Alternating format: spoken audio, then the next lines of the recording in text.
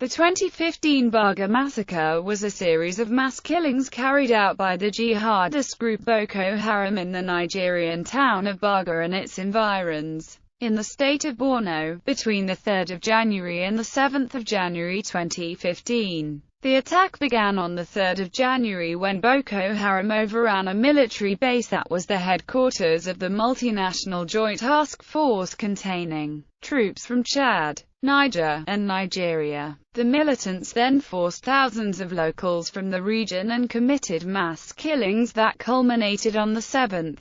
Fatalities have been reported to be heavy, but their extent is unclear. Several Western media reported that over 2,000 people are thought to have been killed or unaccounted for, but local media reported at least 100 fatalities, while the Nigerian Ministry of Defense said that no more than 150 people in total had been killed, including militants. Several government officials denied that the fatalities were as extensive as reported, with some even claiming that the massacre had never taken place or that the Nigerian military had repelled the militants from the region, a claim that was refuted by local officials, survivors, and the international media. Baga and at least 16 other towns are thought to have been destroyed as over 35,000 people are reported to have been displaced, with many feared to have drowned while trying to cross Lake Chad and others trapped on islands in the lake.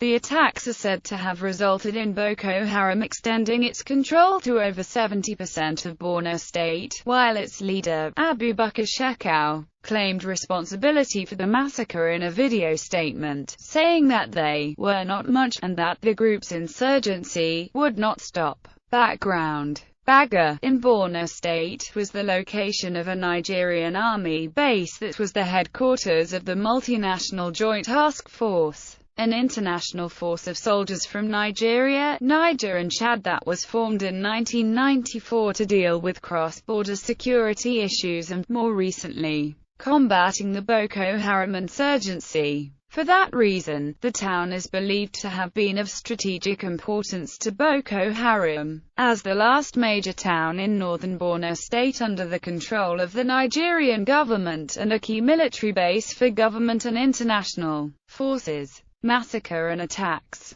The attacks began on the 3rd of January, when a large number of Boko Haram militants captured the town of Baga and overran the MNJTF headquarters and army base in town. Attack on MNJTF headquarters. According to Senator Ahmed Zana, who represents the district of Borno Central, government forces, despite being the joint headquarters, only Nigerian army forces were stationed there at the time, resisted the militants, who attacked from all sides for several hours but eventually joined civilians fleeing into the bush. They reportedly seized a large number of weapons and vehicles, according to Zana. In the days following the assault, the militants forced Baga's residents into the surrounding area villages. On the evening of Tuesday, the 6th of January, 2 local residents reported that the militants began to burn local buildings using petrol bombs and explosives, and according to survivors, proceeded to kill those left. On the 9th of January, a resident described the extent of the damage by reporting, "There is not any single house that is standing there," according to Musa Bukar, head of the Kukawa local government area. All 16 villages in the LGA were razed as well, and their residents either killed or forced to flee. Extent of fatalities. The extent of the killings is as of yet unknown, and reports vary widely. According to Human Rights Watch,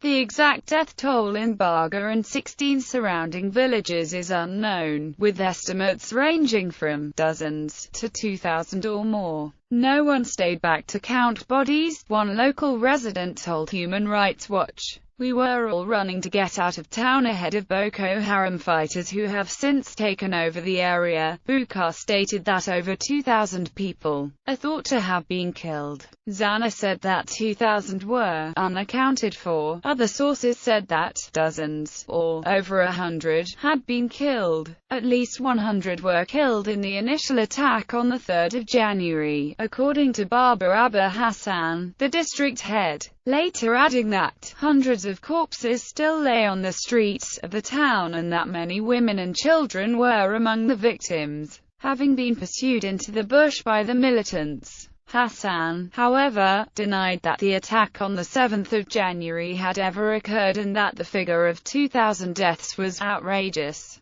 Several government sources allegedly rejected claims of such a high number of fatalities, suggesting that it was considerably lower. However, the Nigerian government has downplayed the extent of, and frequently outright denied the existence of, Boko Haram attacks several times in the past, including a prior massacre in Baga in 2013, where both Boko Haram and the Nigerian military were implicated in the death of over 200 citizens. Aftermath and refugee crisis. Satellite imagery taken on 2 and 7 January was released by Amnesty International showing that in Baga, which is less than 2 square kilometers in size, approximately 620 structures were damaged or completely destroyed by fire. In Dor and Baga, located about 2.5 kilometers away, fishing boats present on the 2nd were no longer visible, and more than 3,100 structures were damaged or destroyed by fire, affecting most of the 4 square kilometer town. Daniel Eyre, Nigeria researcher for Amnesty International, stated, "The attack on Baga and surrounding towns looks as if it could be Boko Haram's deadliest act in a catalogue of increasingly heinous attacks carried out by the group. If reports that the town was largely razed to the ground and that hundreds or even as many as 2,000 civilians were killed are true, this marks a disturbing and bloody escalation of Boko Haram's ongoing onslaught against the civilian population." Maina Maji Lawin, a former governor of Borno State and the current senator representing the district of Borno North, questioned why the soldiers had reportedly fled the base, saying, "Here is definitely something wrong that makes our military abandon their posts each time there is an attack from Boko Haram." This followed a spate of Nigerian troops, numbering in the hundreds, fleeing Boko Haram in battle. According to Lawin, the attack meant that 70% of Borno State would now be under the control of Boko Haram. Refugee crisis. One government spokesperson gave the atypically precise figure of 1,636 people as having been displaced as a result of the attack, and brushed aside claims that it had been more severe. According to independent reports and local officials, however, at least 35,000 people are thought to have fled the region. Bodies lay strewn on the streets, according to survivors, as the entire population of Baga is thought to have fled, some into Cameroon and Chad. Approximately 20,000 sought shelter at camp near Maiduguri, the state capital, and another 10,000 in Monguno were waiting to be transported. Bukar said that the town was now virtually non-existent. Local human rights activists said that they had been told by women who had escaped the town that their daughters, some as young as 10, had been kidnapped. Chadian Prime Minister Kalzi Oibert Payemi Doibert said that at least 2,500 Nigerians and 500 Chadians had sought refuge in the neighboring country following the attacks, some of whom were trying to cross Lake Chad in flimsy and overloaded canoes. Many of those trying to cross the lake are feared to have drowned, while hundreds of others, over 500 by one account, have been trapped on islands in the lake. According to local officials who had communicated with the refugees via telephone, refugees were dying from lack of food, cold and malaria on one mosquito-infested island. Response and criticism. A large number of commentators criticized what they saw as insufficient coverage of the massacre in the international news media, suggesting it was indicative of an ingrained bias towards African affairs. Others condemned the degree to which the government of Nigeria and local media was downplaying or even ignoring the attacks, adding that local apathy was ultimately responsible for the amount of attention which foreign media chose to place on the massacre. The responses of government officials were considered to be closely related to the highly contested presidential election taking place that year. Government security officials initially stated that base troops had held the positions, and quickly denied that any attack had taken place in Baga. One pro-government newspaper, citing a local fisherman, went as far to claim that Boko Haram had instead been dealt a heavy defeat by the Nigerian military in Baga and that the town was firmly under government control. Air Chief Marshal Alex Bade, the chief of the defense staff, initially denied that the MNJTF headquarters had been captured but later admitted that it had. The location of the attack in remote northeastern Borno state, much of which is occupied by Boko Haram, as well as the routine nature of Nigeria's violence, may have diminished perceptions of the massacre's newsworthiness. Experts have noted that media has been suppressed in Borno state, where witnesses with information frequently lack contacts with the media, and statements by the military are unreliable. The Nigerian press was also seen as not adequately covering the attacks in Baga, one expert stated. Local media caught on to the story only after the BBC's coverage. This is because there's been ongoing violence in the past year and people are increasingly desensitized. Many newspapers did not initially report on the massacre at all, and those that did, in many cases, either referred to the prior first attack on the 3rd of January and gave figures far more limited than those circulating elsewhere, or gave outright denials of one sort or another. One newspaper's headline stated that the BBC lied in reporting that the second attack of the 7th of January had taken place.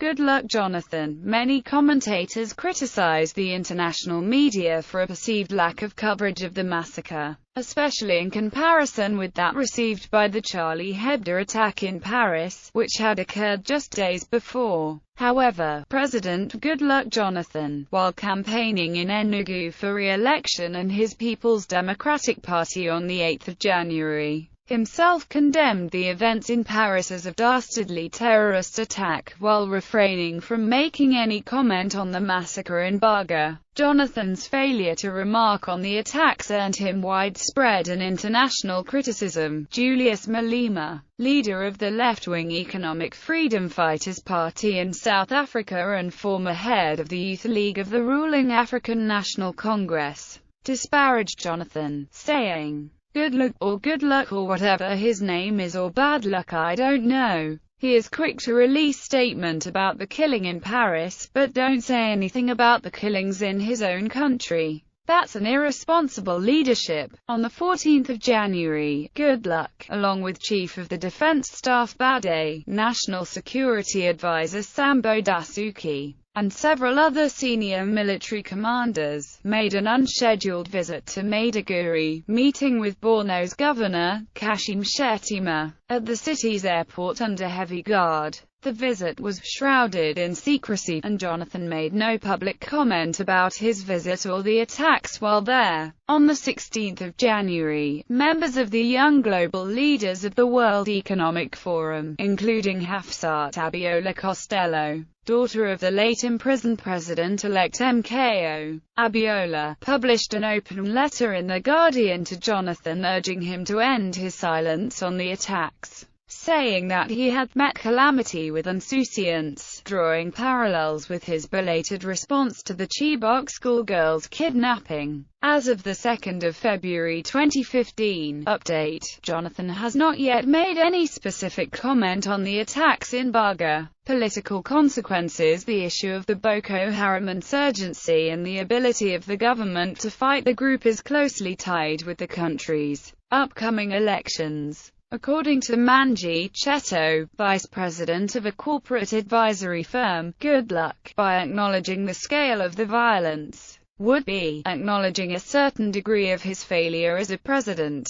So he's not going to talk about security with less than 6 weeks to go before the election. Many analysts and observers have expressed similar views, that the downplaying of the attacks by Goodluck, the government, and media outlets supportive of the PDP is intended to reduce the political cost of domestic instability in the election. In contrast, the opposition All Progressives Congress and its candidate, former military ruler Muhammadu Buhari, were quick to condemn the attacks and the government's response. Buhari, on 10 January, said that the massacre was further proof to the claim that Nigeria has become a place where people no longer feel safe, where the armed forces have neither the weapons nor the government support required to do an effective job of protecting Nigerian citizens and their property. Buhari, a Muslim from northern Nigeria, seized power in a 1983 coup d'état before being ousted himself in a coup d'état in 1985 on the grounds that his style of rule was excessively repressive. According to analysts, however, to many Nigerians in 2015, Buhari's reputation for strong leadership and intolerance of corruption as leader, and his campaigning on such appeals to an intense public yearning for an end to Boko Haram's nihilism and to instability caused by rising communal,